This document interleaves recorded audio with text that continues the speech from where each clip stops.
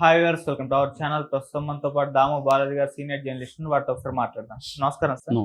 Sir, Pawan Kalyan గారి seize the ship dialogue ఎంత popular అయిందో మనందరికీ తెలిసిందే. సోషల్ మీడియాలో ఫుల్ వైరల్ అయిపోయింది. ఫ్యాన్స్ కూడా ఆ సినిమాలో కూడా ఈ రేంజ్ ఎలివేషన్ చూడలేదని చెప్పేసి వాళ్ళు కూడా ఖుషి అయిపోయారు. అయితే ఇప్పుడు ఇదే టైటిల్ గా పెట్టేసి రిజిస్ట్రేషన్ చేయించుకొని ఒక సినిమా తీయబోతున్నారు. అది కూడా రామ్ గోపాల్ వర్మ గారని చెప్పేసి ఒక వార్త వైరల్ అవుతుంది సార్. మరి రామ్ గోపాల్ వర్మ గారు నిజంగా ఈ సీజ్ ద షిప్ పేరుతో సినిమా తీస్తున్నారా? మరి ఇది పాజిటివ్ గా తీస్తారా లేకుంటే నెగిటివ్ గా తీస్తారా? మరి ఆ సినిమా పరిస్థితి ఏంటి? అదే విధంగా ఈ సీజ్ ద షిప్ అది సీజ్ చేస్తారని చెప్పేసి అన్నారు కదా సార్, నిజంగా షిప్ ని సీజ్ చేస్తారా? ఆ కేసు పరిస్థితి ఏంటి సార్? సీజ్ ద షిప్ అనే పవన్ కళ్యాణ్ డైలాగు ఎంత పాపులర్ అయిందో మనం చూసాం. ట్విట్టర్లో అయితే ట్రెండింగ్ లైక్ వచ్చింది. అంటే #సీజ్ ద షిప్ అని.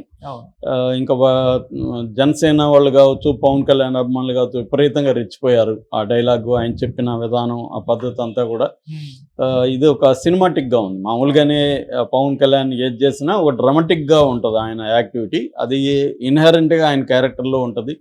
సినిమాలో స్టార్ హీరో కాబట్టి ఆయన బయట కూడా అలాంటివి చేస్తాడు. దానివల్ల ఆయన పాపులర్ కూడా అయ్యాడు. సో అలాగే దీన్ని కూడా నిజానికి ఆయన శాఖ కాదు, ఆయనకు సంబంధం లేదు. ఆయన వెళ్ళి ఇవన్నీ చేయడం వల్లనే దాని మీద ఇష్యూ అయింది. సో ఆయన సీజ్ ద షిప్ అన్నాడు కాబట్టి అది సినిమాటిక్గా ఉంది కాబట్టి దాని మీద సినిమా తెద్దామని రామ్ గోపాల్ వర్మ అనుకున్నాడు. రామ్ గోపాల్ వర్మ రిజిస్ట్రేషన్ కూడా చేశాడని ఒక వార్త బయటకు వచ్చింది. అయితే రామ్ గోపాల్ వర్మ అఫీషియల్గా అనౌన్స్ చేయలేదు. ఆయన బ్యానరా కాదా కూడా తెలియదు. బ్యానర్ వచ్చి నేను కనుక్కుంటే R film factory and productions అన్న బ్యానర్ మీద రిజిస్టర్ అయింది. మరి ఇక్కడ ఫ్యాక్టరీ ఉంది కాబట్టి, ఆర్జీవి ఫ్యాక్టరీ కాబట్టి ఆర్ ఫిల్మ్ ఫ్యాక్టరీ అంటే ఈందే అని ఒక ఇది ఉంది. కానీ ఆయనదా కాదనేది మనకి కన్ఫర్మ్ అయితే లేదు. కాకపోతే ఒక వెర్షన్ ఏంటంటే ఆర్జీవి ఇప్పుడు ఆల్రెడీ పవన్ కళ్యాణ్తో, లోకేష్తో, వీళ్ళతో కాంప్రమైజ్ అయ్యే లాబింగ్ చేస్తున్నాడు. సో ఆ లాబింగ్కి అనుకూలంగా సినిమా కూడా సీజ్ ద షిప్ అనే పేరుతో ఈయన సినిమా తీస్తున్నాడు. ఇది పవన్ కళ్యాణ్కి పాజిటివ్గా ఉండే సినిమా. దీనివల్ల వైసీపీ షాక్ తగులుతుంది అని కూడా కొంతమంది చెప్తున్నారు. నేను చాలాసార్లు చెప్పాను, రామ్ గోపాల్ వర్మ ఆయన చాలాసార్లు చెప్పాను, నాకు జగన్ అంటే ఇష్టం, వైసీపీ అంటే నాకు సంబంధం లేదు వైసీపీకి అని. కాబట్టి ఆయనది వైసీపీ రాజకీయాలని ప్రోత్సహించాలనో, వైసీపీ ఉపయోగపడాలనో ఆయన ప్లాన్ కాదు. ఆయన సర్వైవల్లో కొన్ని సినిమాలు తీయచ్చు. ఆయన సర్వైవల్లో భాగంగా ఇప్పుడు అదేంది కొండ మీద కూడా సినిమా తీశాడు. అంత మాత్రాన ఆయన కొండ ఫ్యామిలీకి లాయల్ కాదు కదా. ఆ కొండ సురేఖకు యాంటీగా స్టేట్మెంట్ ఇచ్చాడు కదా ఆయన ఆ మధ్య. కాబట్టి ఆయన ఎవరికో లాయల్గానో ఇంకొకటో ఉండడం అనేది జరగదు. అలాగా రేపొద్దున నేను చాలాసార్లు చెప్పాను, జగన్కి యాంటీకి సినిమా తీయడానికి కూడా గ్యారెంటీ లేదు. అట్లాగే పవన్ కళ్యాణ్కి ప్రోగా కూడా సినిమా తీయడానికి గ్యారెంటీ లేదు. ఆయనకు అనిపిస్తే అది తీస్తాడు. రేపొద్దున పవన్ కళ్యాణ్ చాలా బాగా చేస్తున్నాడు అని ఆయనకు అనిపించాడు అనుకో, అదే ఆయన దాచుకోడు, చెప్తాడు కూడా. చాలాసార్లు పవన్ కళ్యాణ్ పొగుడుతూ ట్వీట్లు కూడా చేశాడు ఆయన. కాకపోతే జనం అవి కూడా సెటైర్లేమో అనుకుంటారు ఆయన సీరియస్గా చేసినా కూడా. సో ఇప్పుడు సీజ్ ద షిప్ మీద ఆయన సినిమా తీస్తున్నాడా లేదనేది మనకి కొంతకాలం తర్వాత కానీ క్లారిటీ రాదు. ప్రజెంట్ అయితే అఫీషియల్గా ఏమీ లేదు. వార్త అయితే వైరల్ అయింది. ఈ టైటిల్ అయితే ఫిల్మ్ ఛాంబర్లో టైటిల్ అయితే రిజిస్ట్రేషన్ అయింది, అంతవరకు కన్ఫామ్ అనమాట. మరి అది ఎవరు చేశారు, నిజంగా సినిమా తీయబోతున్నారా లేదో తెలియదు. చాలామంది ఏం చేస్తుంటారంటే సినిమా తీరు కానీ టైటిల్ రిజిస్ట్రేషన్ చేసి పెట్టుకుంటారు. ఎందుకంటే రేపు ఎవరన్నా ఇలాగ పాపులర్ అవుతుంది కదా, పాపులర్ అనే సినిమా తీయాలంటే ఈ టైటిల్కి ₹1,00,000 ₹2,00,000 ఇస్తారు. మామూలుగా టైటిల్కి ఎంతో ఉంటుంది, 4-5 వేలు. సో ఎక్కువ డబ్బులు వస్తాయి అన్నమాట, అమ్ముకోవచ్చు. అందుకని కొంతమంది ఈ వ్యాపారం కూడా ఉంటారు. అంటే ప్రొడక్షన్ ఆల్రెడీ ఉన్నవాళ్ళు, వాళ్ళు సినిమాలు తీయరు కానీ వాళ్ళ బ్యానర్ రిజిస్ట్రేషన్ అయి ఉంటుంది కాబట్టి టైటిల్ బ్లాక్ చేయడం అంటారు, దీన్ని టైటిల్ బ్లాక్ చేసి పెట్టుకుంటారు. సో ఆ కైండ్. రెండవది, ఇప్పుడు నిజంగా సీజ్ ద షిప్ అని పవన్ కళ్యాణ్ అనేయగానే సీజ్ అయిపోయిందా? ఇదేం సినిమా కాదు కదా సీజ్ ద షిప్ అంటే. షిప్ చేయడానికి ఇది ఇంటర్నేషనల్ షిప్, ఇది అంతర్జాతీయ. ఇది పైగా సముద్రం అంటే సముద్రానికి సంబంధించి ఏదో మన పక్కన సముద్రం ఉంది కాబట్టి కంప్లీట్గా మందే రైట్స్ అని, మన దగ్గర షిప్ ఉంది కాబట్టి షీజ్ చేయండిరా, పక్కన తీయండిరా అంటే కుదరదు సినిమాలో లాగా. ఎందుకంటే ఇది అంతర్జాతీయ సముద్ర చట్టాలు కొన్ని ఉంటాయి. ముఖ్యంగా UNCLOS అంటారు, United Nations convention on the law of the sea అనే ఒక ట్రెటీ ఇది. దీన్ని law of the sea treaty అంటారు, కాన్స్టిట్యూషన్ ఫర్ ద ఓషన్ అని కూడా పిలుస్తారు. ఇది 1982లో వచ్చింది. 1994 నుంచి ఇది అమల్లో ఉంది. దీంట్లో దాదాపు 170 దేశాలు దీంట్లో సైన్ చేశాయి అనమాట. అందులో ఇండియా కూడా ఉంది. సో ఆ ఒప్పందాలు దాంట్లో ఉన్న దీన్ని బట్టి రూల్స్ని బట్టే షిప్ సీజ్ అనేది ఉంటుంది తప్ప ఈయన డిప్యూటీ సీఎం కాబట్టి సీజ్ ద షిప్ అంటే పోయి సీజ్ చేసేదానికి ఎవరు సీజ్ చేయాలి? కస్టమ్స్ వాళ్ళు చేయాలి, లేదా కోస్ట్ గార్డ్స్ వీళ్ళు చేయాలి. వాళ్ళు చేయడానికి లేదు. వాళ్ళు కూడా షిప్ ఎందుకు చేస్తున్నావు రేపు పొద్దున అడిగితే వాళ్ళు సమాధానం చెప్పగలగాలి. రేపు పొద్దున కోర్టులో కేసులు వేస్తారు, కోర్టులో వీళ్ళు ఎందుకు సీజ్ చేశారని చెప్పాలి. ఎందుకు చేయాలంటే ఎప్పుడైనా కూడా ఆ షిప్లో ఏమన్నా స్మగుల్డ్ గూడ్స్ ఉంటే అది కూడా ఒక కంపెనీది ఉంటే చేయడానికి లేదని చెప్తున్నారు. అంటే మొత్తమే ఎందుకంటే ఒక షిప్లో అనేక మంది తమ సరుకుల్ని పంపిస్తారు.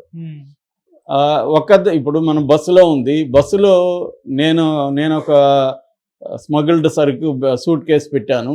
బస్సు కంపెనీని అంతా బ్యాన్ చేయరు కదా, నన్ను మాత్రమే అరెస్ట్ చేస్తారు. బస్సుని ఎందుకు చేస్తారు? బస్సు వాళ్ళకి ఏం సంబంధం? సో అలాగా ఇది కూడా ఏంటంటే ఒక బియ్యం, అది కూడా 640 టన్నుల పీడిఎస్ బియ్యం. మిగతా బియ్యం అంతా స్మగుల్డ్ అని చెప్పడానికి లేదు. మిగతా బియ్యంకంతా నో అబ్జెక్షన్ సర్టిఫికేట్లు, ఎన్ఓసీలు అన్నీ ఉన్నాయని చెప్తున్నారు. ఈ 647 అది కూడా షిప్కి సంబంధమే లేదు. షిప్పులో డాక్యుమెంట్స్ చూస్తారు, డాక్యుమెంట్స్ ప్రకారం బియ్యం ఉంది కాబట్టి వాళ్ళకి ఈ బియ్యం నువ్వు ఎక్కడ కొన్నావా లేకపోతే కొట్టుకొచ్చావా వాడికి సంబంధం లేదు. షిప్పులో అన్ని డాక్యుమెంట్స్ ఉన్నాయా, క్లియరెన్స్కి ఉన్నాయంటే ఉన్నాయి. కాబట్టి షిప్కి ఏం సంబంధం? షిప్ వాడు ఏమన్నా స్మగుల్ చేస్తుంటే అప్పుడు షిప్ ఓనరు షిప్ వాళ్ళు చేస్తుంటే అప్పుడు నువ్వు మాట్లాడచ్చు. అప్పుడు కూడా పద్ధతులు ఉంటాయి.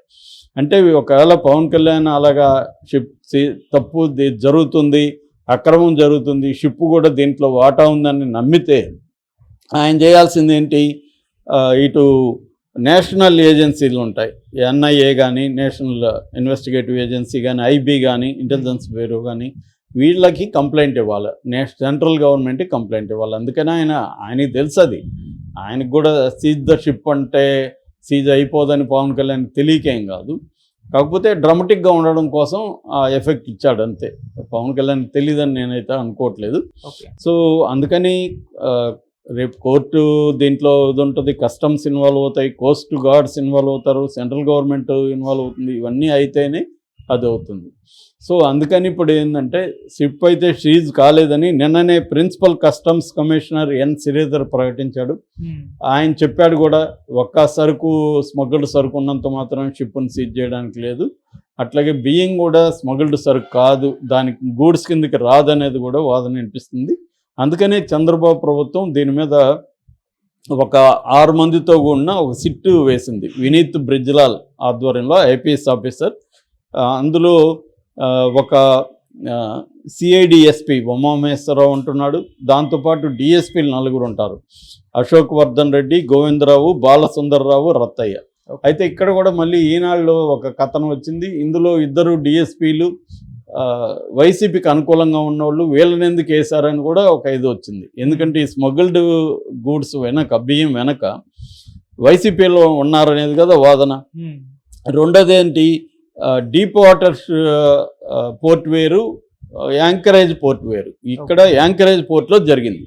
అయితే డీప్ వాటర్ పోర్ట్కి సంబంధించి 49% వాటాల్ని అరబిందో వాళ్ళు కొన్నారు. అరబిందో వాళ్ళు ఈయనకి విజయసాయిరెడ్డికి బంధువులు అన్న వాదన వచ్చింది. దాంట్లో చంద్రబాబు లాంటి వాళ్ళు కూడా ఆరోపించారు, బెదిరించి రాయించుకున్నారని. దాని మీద కూడా విచారణ జరిగే అవకాశం ఉంది. ఇప్పుడు దాని మీద సిఐడి ఆల్రెడీ కేసు పెట్టింది. విజయసాయిరెడ్డి నెంబర్ 2గా ఉన్నాడు.